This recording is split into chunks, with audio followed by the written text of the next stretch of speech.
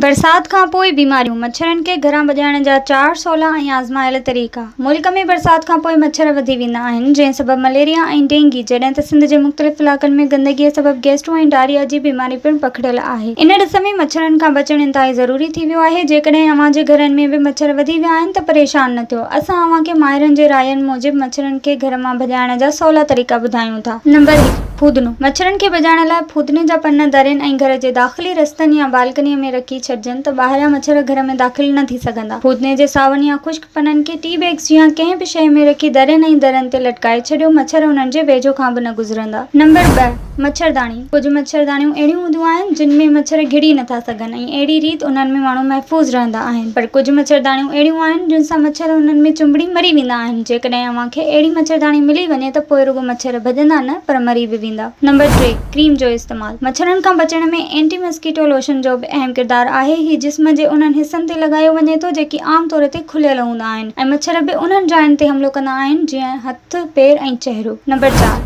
Rackets. ही rackets बि बाज़ार में आम दस्तियाब आहिनि, जिन जो बटण दॿाईंदे ई इन्हनि जे तारुनि में हल्को करंट पैदा थी पवंदो आहे ऐं उन्हनि सां मच्छरनि खे मारिजे त उहे मिंट में मरी वेंदा आहिनि। जेतोणीकि इहा मच्छरनि खे भॼाइण लाइ कारगर नाहे, पर अव्हां जे कमरे में दाख़िल थींदड़ मच्छरनि खे मारे ज़रूर सघे थी। विज़िट कयो अवामी आवाज़ मीडिया ग्रुप जी वेबसाइट awamiawaz.pk